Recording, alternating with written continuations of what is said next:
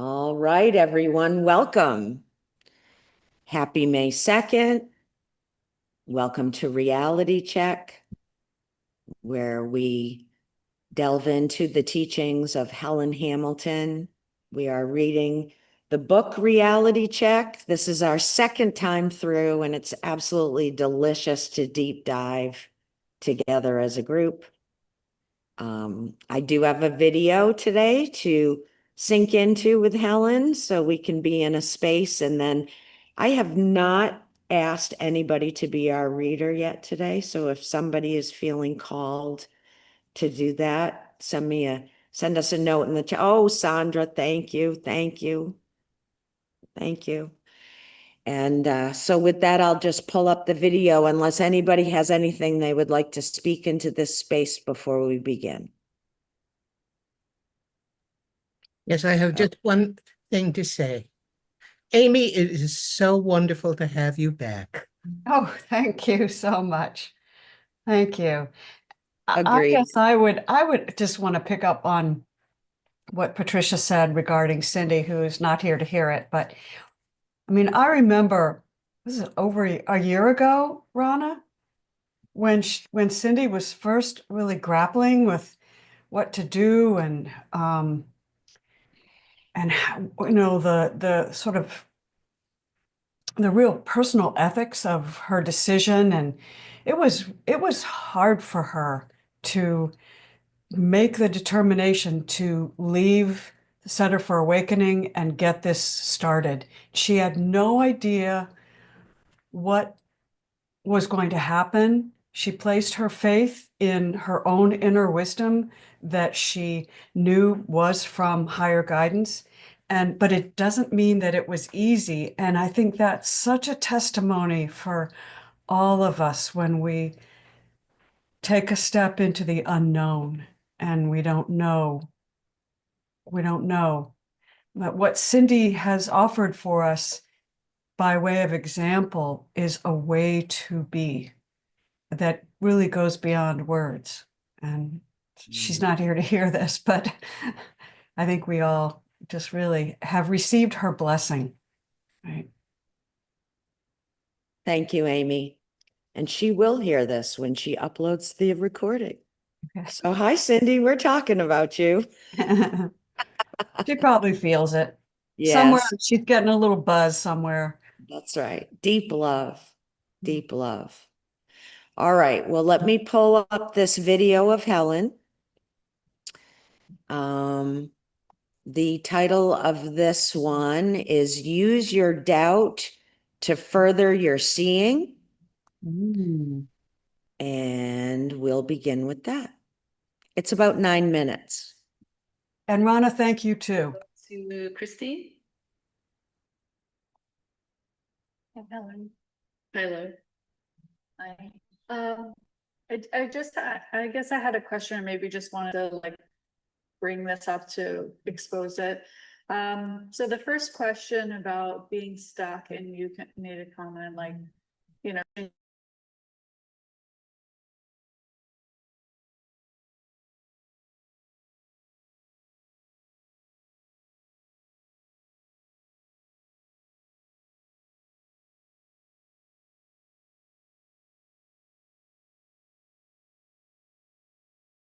Ron, is there supposed to be audio here?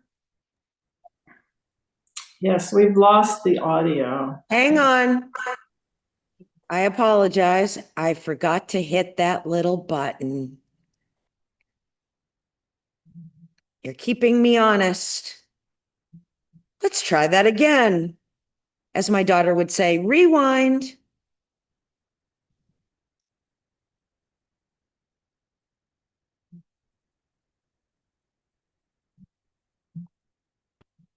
Okay, it's gonna work this time. Give me a thumbs up. Hey, Helen. Tyler. Hi. I guess I had a question, and maybe just wanted to bring this up to expose it. So the first question about being stuck, and you made a comment questioning what is already free about me. And then in the 90-day challenge with like questioning, my question is also like, where am I? Mhm. And then I listened to your message, and there's conviction in what you're saying with, you know, that you don't have any location, and that you are in all bodies and like everywhere. And when I ask where I am, I, you know, when I question, there is that awareness, there isn't a sense of a boundary, but there also isn't the conviction, that there's, you know, everything. So, and there's some doubt lurking that that's true. And so I just want to like raise it and get what you. It's very normal at first. We've been so convinced for a long time, if we're using this question, where am I? I know where I am, so I am here, this. So as we look and see, but I can't find the body's here, but I don't actually know where I am. I'm not an object that can be in one place. I'm not actually a someone. So you see that and you see that, and each time you see it, you're a little bit more convinced than you were last time. And there might be some doubt that arises in that process, you know, that I'm not fully convinced in my own experience. And it's only because the way of experiencing yourself is changing over. We spent so long experiencing ourselves as an imaginary separate someone that it takes the repetition just to come to that point of certainty. Because I wanted to know, you know, when I saw the sages and the teachers, they had this absolute certainty. This is what I am, and I know it. There's no question, no doubt. So I tried to find out what they'd done that gave them that sense of certainty beyond any capacity to doubt who they are. And it was just repetition, looking again and again and again. And in that looking and not finding a someone and finding only some essence that doesn't have a location, it was just becoming more and more powerful. The first time it was like, I can't find where I am. I know I don't have any edges or boundaries because I'm not a thing.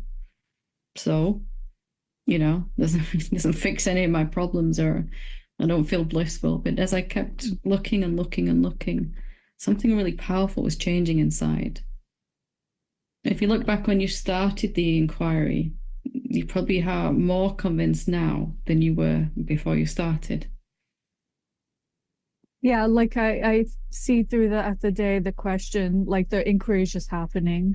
Mhm. There's a lot more peace. So even if like momentarily, you know, the attention goes to whatever's happening and there's an emotion, like then it's like I could still be aware, and there's definitely peace. There's not like this, you know, bliss, but It comes in time. Yeah. Because the bliss and joy and all of that is coming from an abundance of life force, and all of our life force has been tied up in thinking. It takes a lot of energy to continuously reinforce this idea that we're a separate person moving around in the world, because it's so untrue, yet it feels true. So as you start to really inquire consistently and work with the same question, you start to gain back some of that life force. First, it's just peace and equanimity. Even if the mind's going crazy, you've still kind of got this capacity to just watch it, and there's a little bit of peace. But it will deepen over time into a lot of peace and a deep sense of love, and then joy, and then bliss, and onwards from there. But not doing it for that reason, just doing it because we want to see who we really are. Because it's what's true. We might as well know what's true. Yes. Yeah. Thank you. Plus, it's really nice not to be able to suffer, you know? Yeah, no, that's definitely diminished more. Like it has, there's the moments, but it's less and less. And it's more of that doubt or feeling like that full conviction. Mm-hmm. And that's what tripped me up also, not me, but Yeah. when I was with Moody, I've had many clear seeings, like over time, and then it's just like this doubt lingers, like, is that it? And so like it's coming up again, which I guess I just have to your point. It's What does the doubt say? What does it say? like I don't know for sure. I don't know. You don't know Like where if you are, for or- example, I know that I'm this presence, this space. I see my body doing things, even recognize throughout the day that whatever needs to be done is being done without like effort of me thinking or having to do it. That's clear. I've had these glimpses of when I was asking on the train yesterday, like the train's moving, but presence was not moving. Yeah. Everything is moving through it. I've had few things like that happen, and there's no doubt in that. It's more of like maybe it's around and I know that also what I am is already free. Like there is no anger, like without thought, without telling myself something, that part is free. It was more like when I asked, like, where am I in that, like, conviction of that, like, that there is no boundary and that this is all there is. There is no separate being. Like, there's the glimpses of that knowing, but not that conviction. You can also speed it up in a way by exploring that. When you find that formless consciousness, just exploring, can it have an edge? Can it stop? Like really, and can it be divided into parts? Are there lots of separate beings? For me, it was just really a deep curiosity at one point to really look at this thing. Whatever I'm doubting is just to really look at that. Okay, I kind of get that I don't have any edges because only a thing can have edges, boundaries. But I really want to keep experiencing it. I really want to keep looking at it again and again until I've completely eradicated any doubt in that particular thing. So I had to explore, does it die, consciousness? Is it born? Can it suffer? Can it be divided? Can it stop anywhere where it meets a form? All these things I kind of had to look at as an aspect of this where am I question. Because if I'm asking where am I, and I'm believing that I stop, where I meet the next object, I want to kind of investigate that, right? Can something like a solid form stop the formlessness? It's good to just be a little curious about that. Mm-hmm. And it's naturally going to happen anyway, just encouraging and working with that. That's all the sages have done, is to look at this again and again, and mind will always feel like you can't really ever find this stuff out, but you can. You are the source of the mind. Thank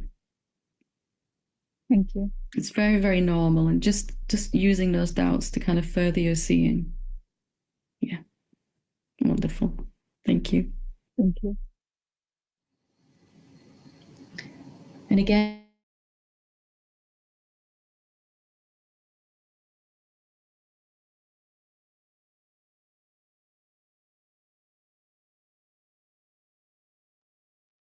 You just said something at the very end that really got to me. Thank you, Amy. Go right ahead. Thank you. She said, you can find this out because you are the source of it.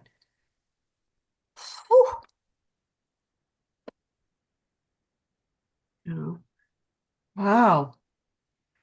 I remember lying in bed one night, I think I've said this before, and thinking, I have a right to know what I am. That is my right.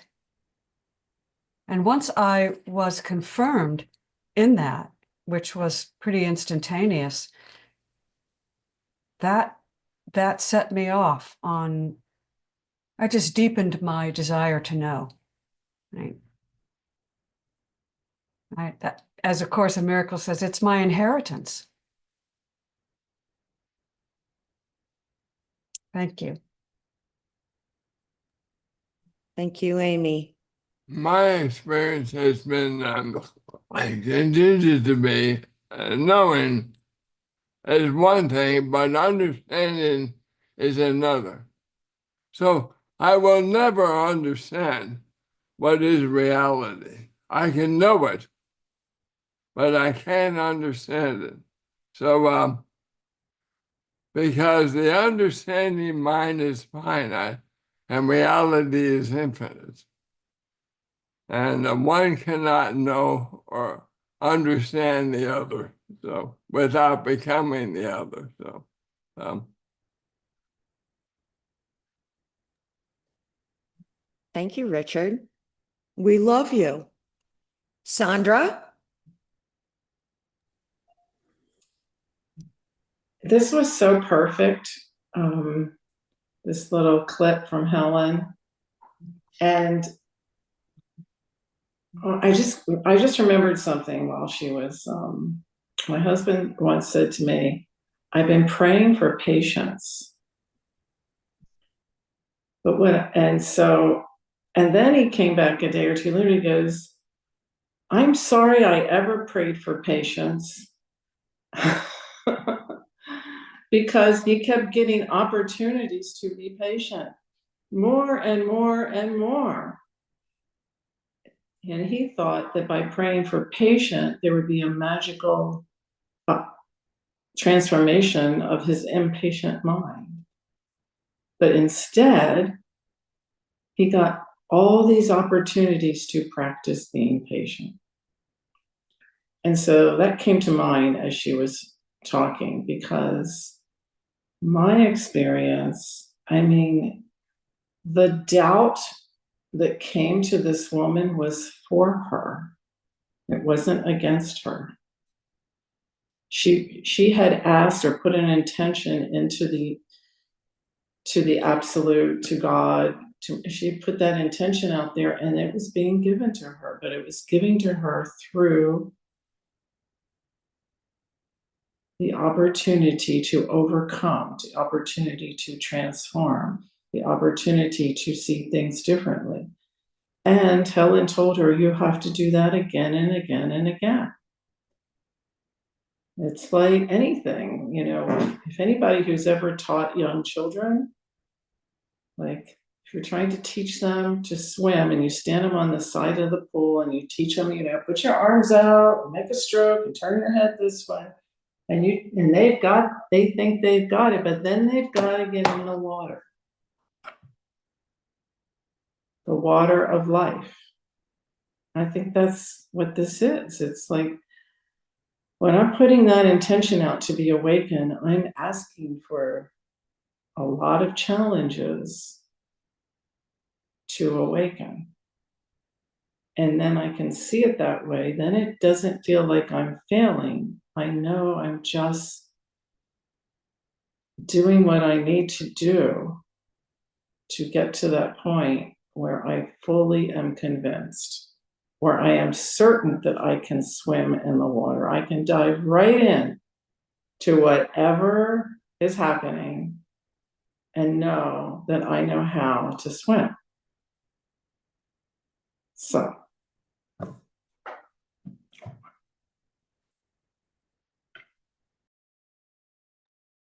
Thank you. Patricia. Yes, good morning, everyone. Wonderful to see you all. Sending you all much love. I was thinking about the word experience and how it's the experience. It's not the thinking, it's the experience. Right now I'm struggling with a heavy heart, and it's been here for as long as I remember, but it's up front now. And just allowing it to have the experience of heavy-heartedness, and to allow that experience, it just seems to broaden. It's getting bigger, so it's not as tight. And that's the experience. And so it's the experience of being in the present moment, just breathing in breathing in, being aware of being aware, and watching what happens. And then the chattering mind just starts. Let it go, come back to the moment. That experience seems to work for me. Does that resonate with anyone?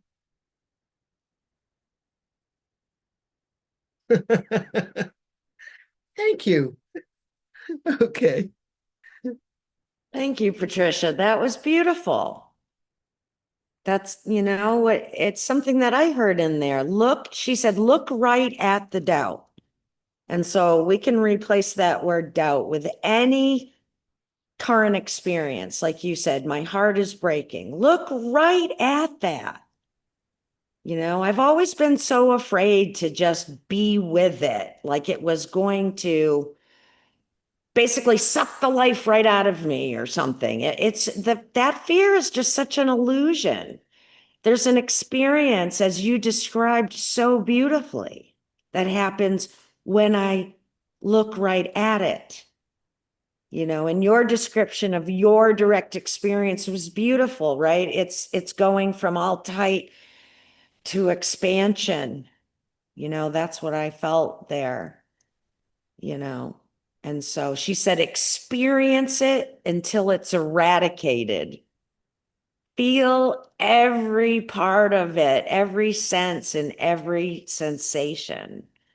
That's the richness that I didn't know about life for sure. I avoided that. I was afraid of that. So thank you, Patricia. That was beautiful. Amy, come on in. I was just going to, and you kind of did it, Rana.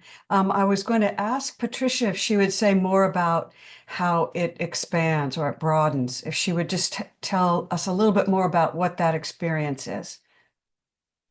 It's breathing into it and just the feeling in my heart. I feel it in my heart just expanding. It doesn't matter what my mind is saying, how it's being fed by my mind. Well, it was this, or this. The memories are not important. It's just the experience. And I think maybe it's the experience, a collective experience as well. Mm-hmm. It's not just my heart. It's like all hearts. All hearts are heavy-hearted. And what to do with that heavy heart is just to breathe into it and just watch what happens as it just begins to get bigger.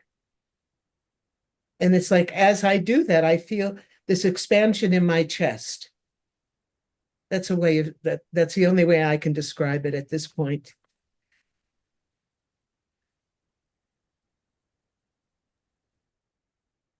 Thank you. Alka, come on in. Got to unmute, sweetheart. There you go.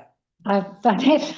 So I was just going to say that when the expansion happens and you look into it, it happens to me a lot. In fact, it happened while I was just listening to her video just now. I just went into expansion and was just floating around.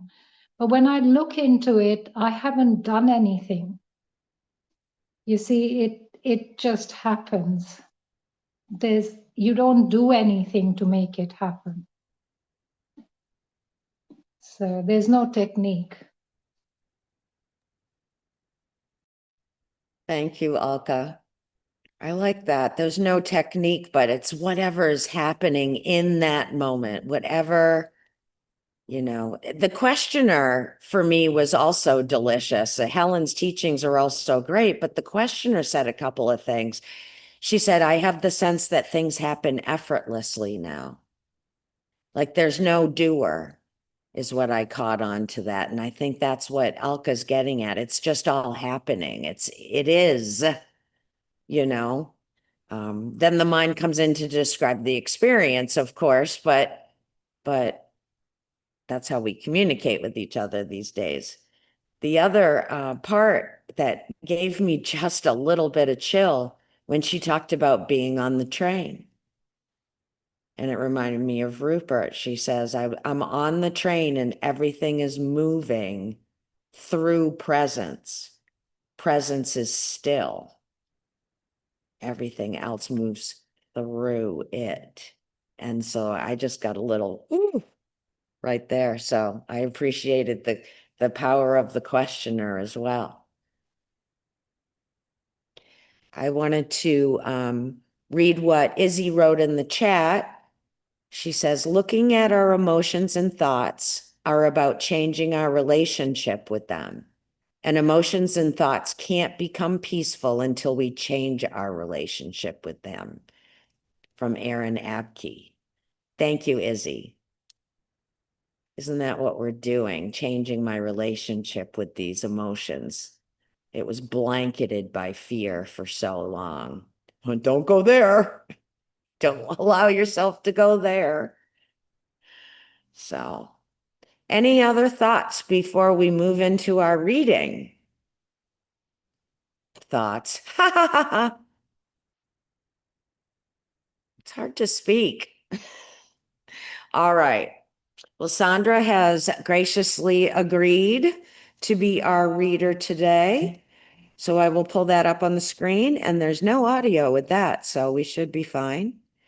I have my bookmarked on the second or third paragraph of, can everybody see that? Because I can't see you. But this is the beginning of the chapter. So Sandra, I'm gonna defer to you where you would like to begin. Are you saying you think we're on when we self-inquire? I do. Does anybody else have any? That looks good to me. Okay. But I'll start at the top because it just flow that way. All right, that's great. And if I may just remind everybody, if something piques your curiosity, please feel free to shout out and we'll talk right then, or Sandra will find us a nice little point where we can speak and discuss. Thank you, Sandra. Okay, chapter 5, the difference between the subject and an object. Here's a basic error or assumption in our thinking process. I know what subjective means, and subjective can include objects inside it that are separate from it. I have fully seen what it means to be the subjective self. I know what the self is. Here is the fact and what is actually is true. True subjectivity excludes any possibility of objectivity, and there are no objects in the subjective. We think we are an object that comes and goes. What we actually are is pure subjectivity devoid of any objects. The subject and objects are the same thing. They are one. When we self-inquire and directly experience what we are, we find no thing that we can call me. There is a stillness, of course, a sense of I am here, which is more subjective. We must come to see that if we have believed that we are a separate being, that we are really still seeing ourselves as an object. We can perceive our sense of being. We can perceive our sense of being someone because it is made up of thoughts, emotions, memories, dreams, and expectations. These are constantly changing and coming and going. This sense of self fits the category of object more than subjective awareness because it disappears completely in deep meditation, in deep sleep, when unconscious or under anesthetic. What we have come to call me is really an object that is coming and going every night and day and disappears each time we are not thinking about anything.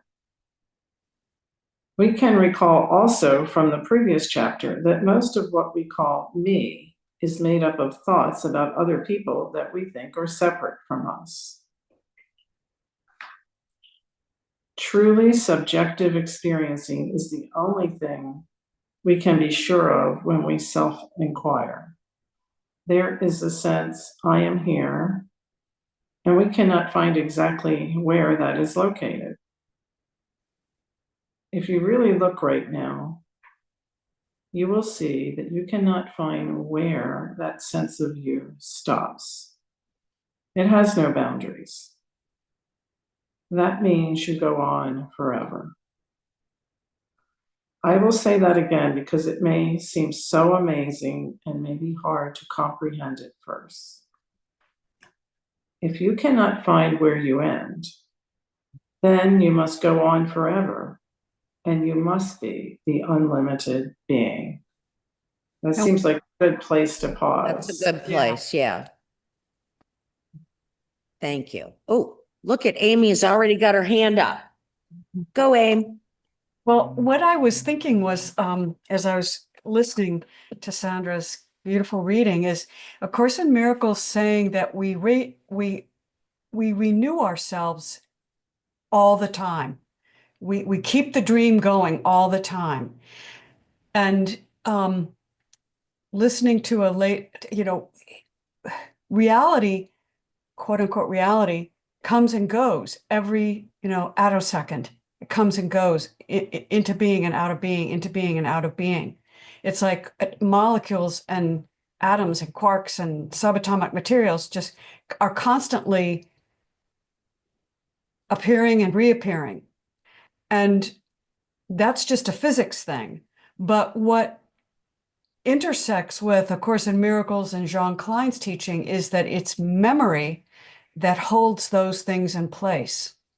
So it's the mind that's holding to the memory of whatever emotions or feelings or senses that I'm carrying forward from the past into the present moment that keep that going. And that's such a profound thought. I remember first recognizing that and thinking, well, how do I stop that? Like, if I want the dream to stop, is there some way that I can just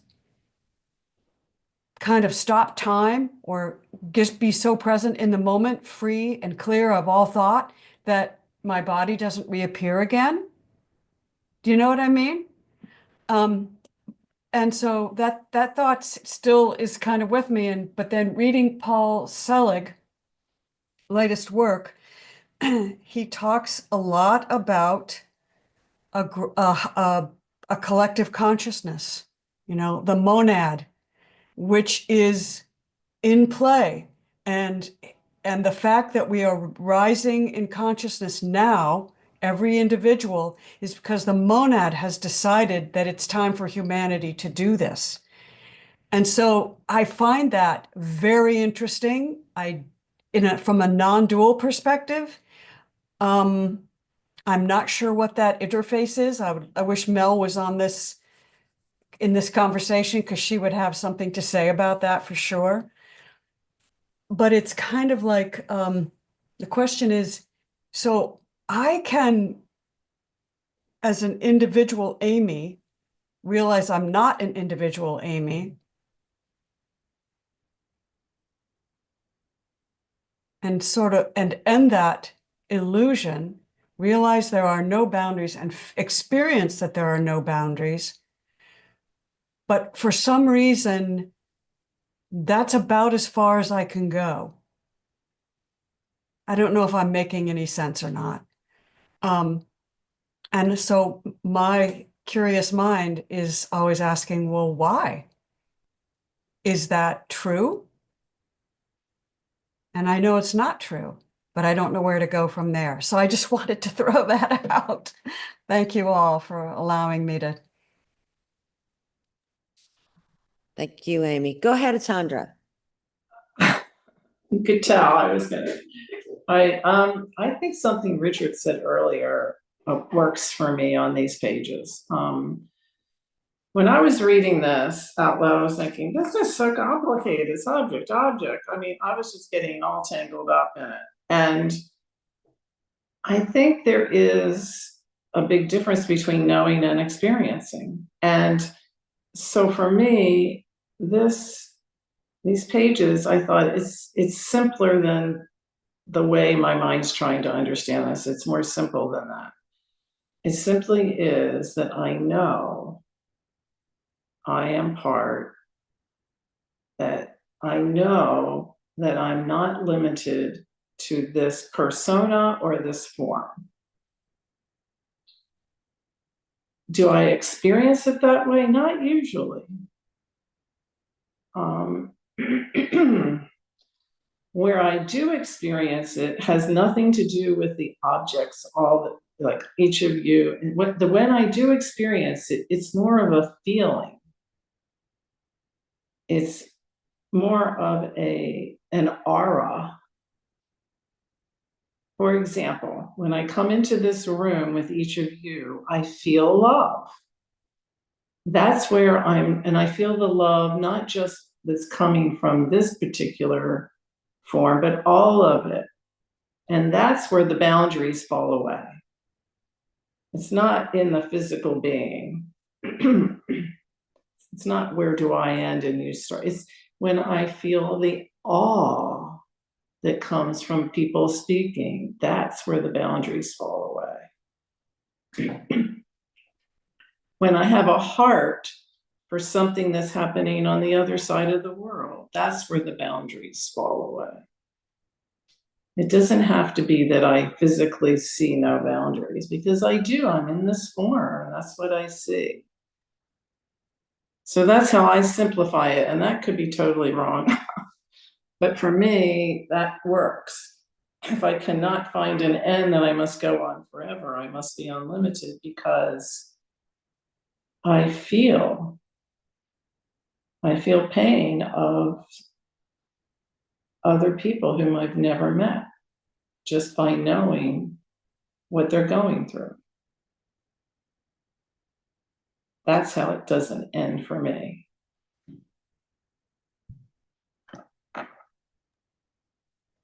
What a great explanation. Like, it's not physical.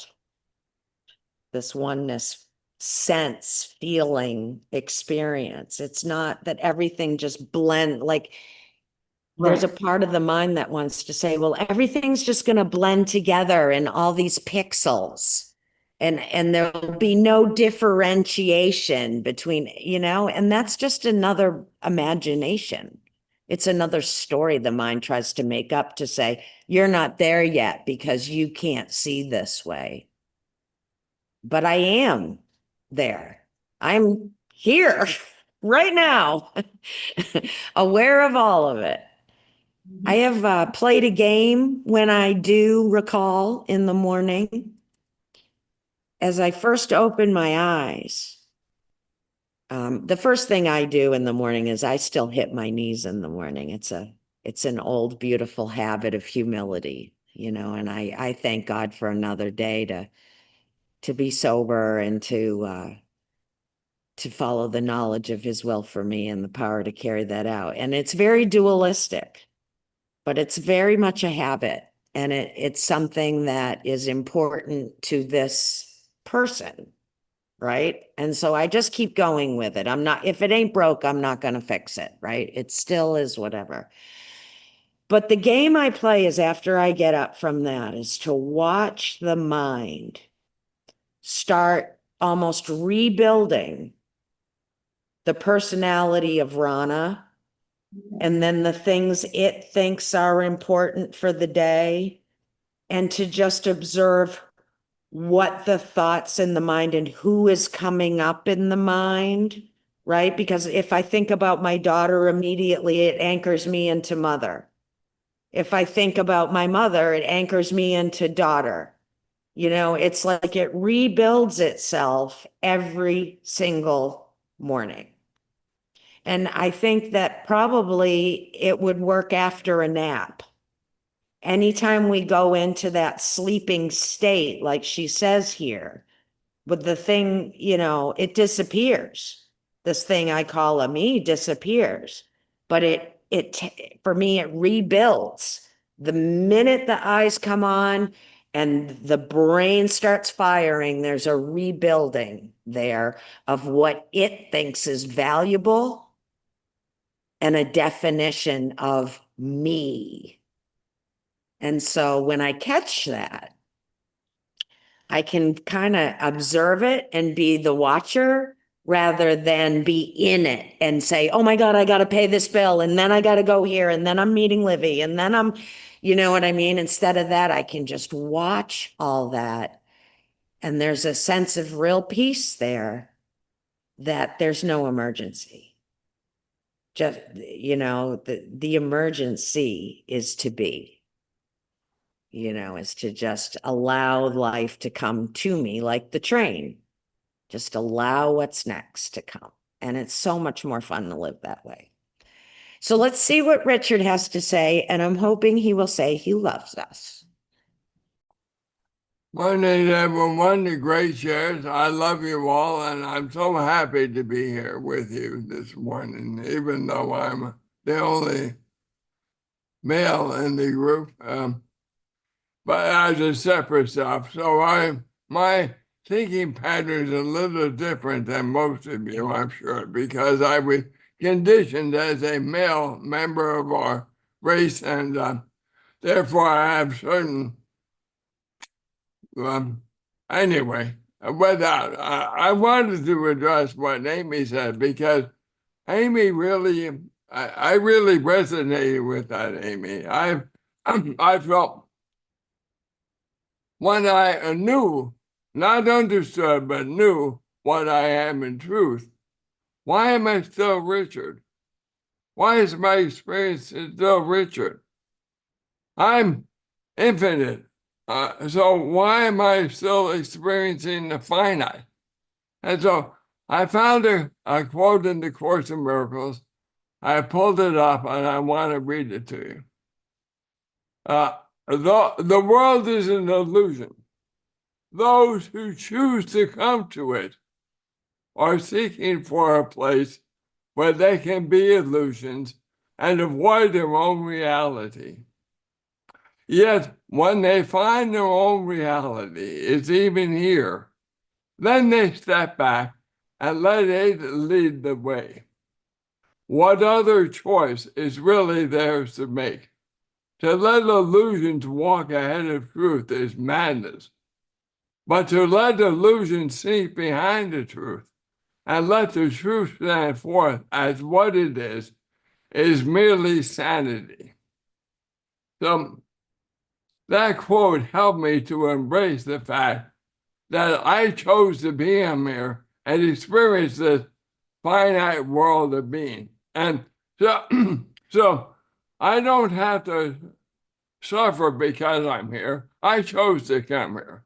And what I've taken from that, my job, why I think I chose the camera, because my mind is still a finite mind and I still analyze everything too much, some say, but why am I here? Why did I choose the camera? Why did I make that choice? Because this Iyengar said the size of the illusion. The illusion isn't just our one experience as the body mind called Richard, or Sandra, or Amy, or Rhoda, or any of us. The illusion is much bigger than that. So there must be multiple levels within the illusion. And one of those levels I decided as a separate self to manifest in this illusion as Richard. Why did I choose that? For me, it's a choice I made in order to learn how to manifest within the illusion the truth of what I really am. So that's my reason for being now. How do I manifest within the illusion the truth of what I really am, which is infinite, unconditional love? So that's where I'm at. That's what helps me journey from the day to day bullshit we all put up with. Richard, you are such a wonderful teacher. I love what comes through you. Thank you so much. I know that there isn't really understanding, but you sure helped me get closer. Livy, what you got for us this morning? Welcome. Thank you, thank you, thank you. Hey, everybody. Happy Friday. And Richard, that was just, yeah, I too, I love your explanations, and I'm so grateful that this stuff is recorded, because I go back and I listen to your wisdom, you know, more than one time. And, you know, I am consciousness expressing itself. And the other morning I woke up, and, you know, it's kind of, it really, again, it just struck me when Deepak Chopra was talking about that, you know, this body is the consciousness having an experience. And the other morning I woke up, and Rana, you described that so beautifully. And I woke up, and the mind was doing something, but then all of a sudden the body just went like that. There was no thought behind that. There was absolutely nothing. And it just did like that. And my first thought was, I didn't do that. You know, I didn't consciously do that. And I thought, consciousness must want to stretch its its arms. You know, I mean, it's just sort of reminding myself that I am that, and that is me, and that is what's expressing itself. And I remember Ram Dass, when, you know, in the 70s and 80s, there was a channel, Emmanuel, and he had asked Emmanuel, you know, what am I, basically, what am I doing here? And Emmanuel said, you know, you're in a human form, try taking the curriculum. You know, and I thought that was an interesting response. And it's been, I've been listening to some other Helen Hamilton, and similar to what we listened to earlier. And I got a real comfort. One of my biggest fears in life has always been being in a position where I was supposed to know what to do and I wouldn't know what to do. And I was reminded that I am that. I already I don't have to, this body mind doesn't have to figure it out. Everything I need to know, I already have. And it's just recognizing that I am that, and allowing that, you know, doing the pause and everything.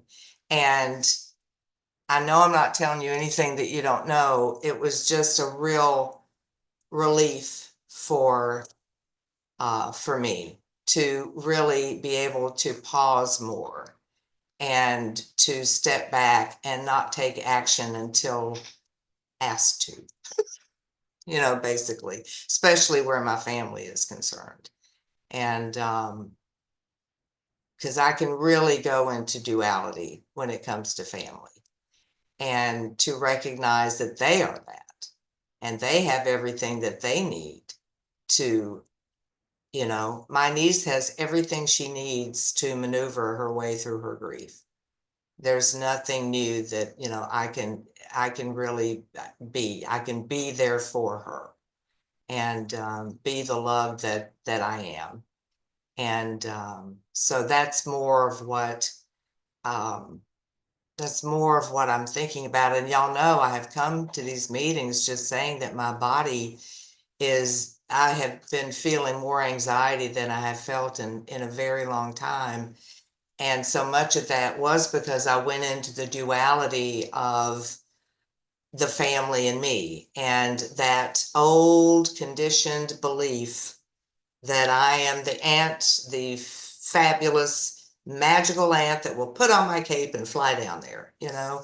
And what a wonderful opportunity this has been. And it continues to be a real process. And I'm grateful that everything is repeated, and that we repeat all these things, because I need to be reminded. Because it's like Rana said, when I wake up, I'm creating the Olivia character. And and so the other morning when the arms just went up, and it was just such an affirmation of, oh, I am that. You know, it knows what it needs, it knows what it wants to do. And I can, be the vehicle for that. And so, I think that the prayer of how can I be the best expression of your love in the world today starts with by learning how to love myself. And so yeah, so I just wanted to share that, but I just am so grateful for y'all and so grateful for these meetings, and I sure do love all y'all. Thank you. Good stuff, Livy. Good stuff. Continue speaking to the choir, because we need to hear it. Oh, I need to hear it over and over and over. I really do. Guess what? Our friend Indigo is here. Good morning, Indigo. Unmute yourself, darling. Hi, I'm so happy to be here. It's it's so amazing how just chaos happens and you just love it. You just love it and you just keep going and you just ask God what to do. And so we have bed bugs. and No. so yeah, and so you know and so I had to we had to clear everything and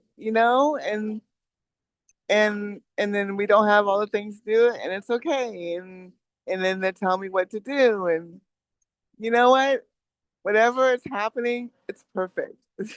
I had bed bugs before. This is like this anyway. So I've already gone through it, but it's just so amazing to just to do it. Just be with all of it, everything. That everything that's happening, it is here for me. Everything. And it's all love and it's all God.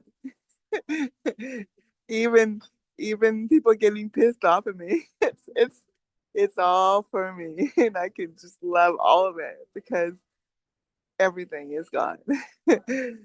So I just can't say how much I just love being here and just knowing this love that we all are. It's just it's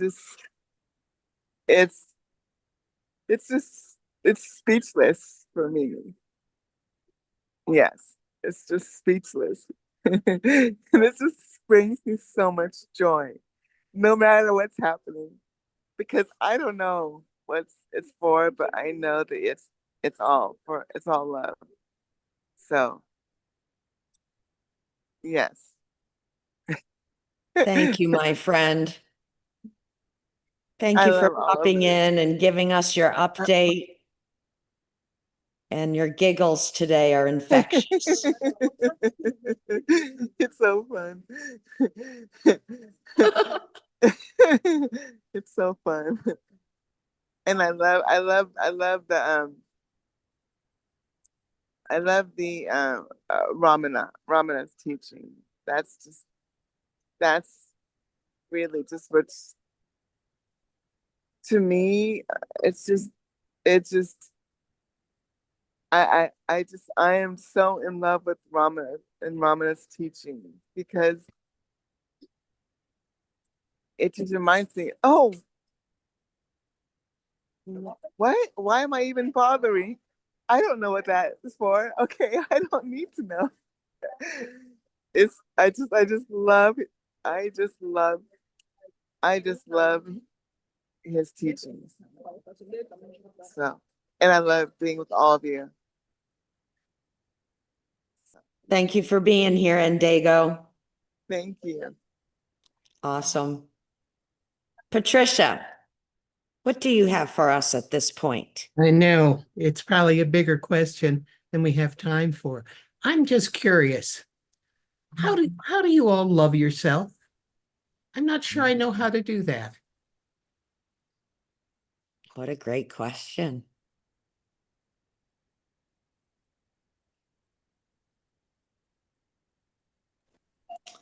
I'll take a stab. Thank you. Please.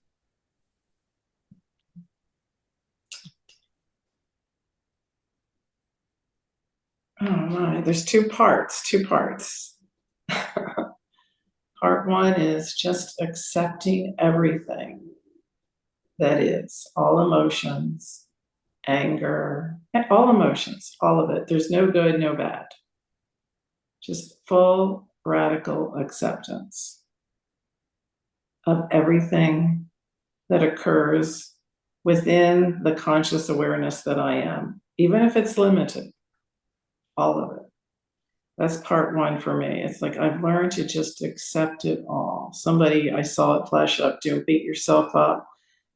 Well, yeah, that's a good start, but more love yourself fully. Love all of every emotion because, as Richard said, we chose it. We chose to have this experience. And then the second part is to just rest fully in the knowledge. The word abide comes to me. Abide in me. Abide in the all that is. Rest there. It's a luxury. It's a marinate right in the source. And know that no matter what occurs from that, it's all perfect. Just rest there. And in doing that, I'm not loving myself. I'm loving all that is.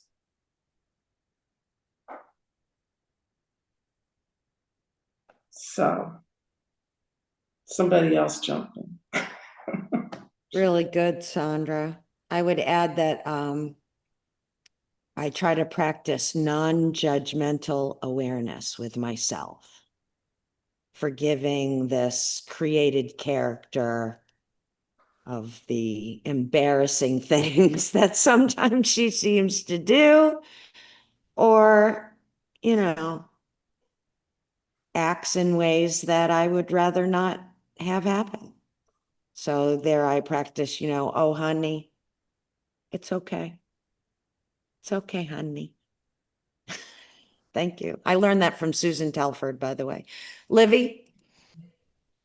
Yeah, just real quick. I was watching and I actually have sat down and written nearly everything that she says, but it's a wonderful, because I've suffered with self-hate for a very long time. And there's a fabulous video from Helen Hamilton called From Self-Hate to Self-Love. And it really just maps out how to do that. And so that's been really, really helpful. Thank you. Thank you, Livy. That's Thank you. wonderful. Yeah, Amy, Libby, that was come on great. in. So just a real quick one. I was lucky that my mother told me she loved me all the time. My father, not so much at all, but my mother really gave me a sense of being fully loved.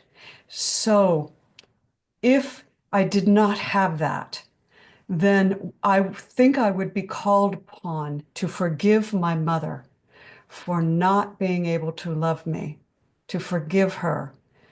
Because in forgiving her, I could accept that she was wrong not to love me, that that was ignorance on her part. And I could forgive her for her ignorance, which would remove a block to love's awareness that I am lovable. Right? So as long as I held lack of forgiveness from my mother or from my father for not loving me, I would have a block to loving myself. So I just put that out there. Thank you. Yeah, that's great, Amy. Thank you. That forgiveness piece, right? Yeah. Josie, what do you have? You're going to close us out today. Well, I'll try to be brief. I was once asked in one of our classes the question, what is your greatest desire? And it came up for me immediately. I want to be taught how to love. I'm not sure I know how to love. I want to love, knowing that that is what I am, and the best expression of the real self would be to love. And I had a mantra, be kind, compassionate, and loving at all times. And I try to live that. And the Course tells us, always ask the Holy Spirit for help. Put out your greatest desire, then ask for help. You can't do it all alone. And that helped me try to focus on expressing, and as Richard said, manifesting that which we are, which is love. And then do your best in just living life to manifest the love that you are. And I think that helps in loving yourself, because you love others first, and that helps in loving self. Thank you, Josephine. Thank you Thank all. you, Josephine. Thank Thank you, Patricia, for that question. I think that's a great way to end our hour. So I will thank everyone for being here. Thank you for the opportunity to lead today and all the service you all did today in today's meeting. And I will stop the recording. Ron, I just want to say thank you to you specifically, because I know that while we thanked Cindy early on here in this meeting, that you were instrumental in being a supporting friend to Cindy. And I don't know that she could have done what she did without you. So thank you.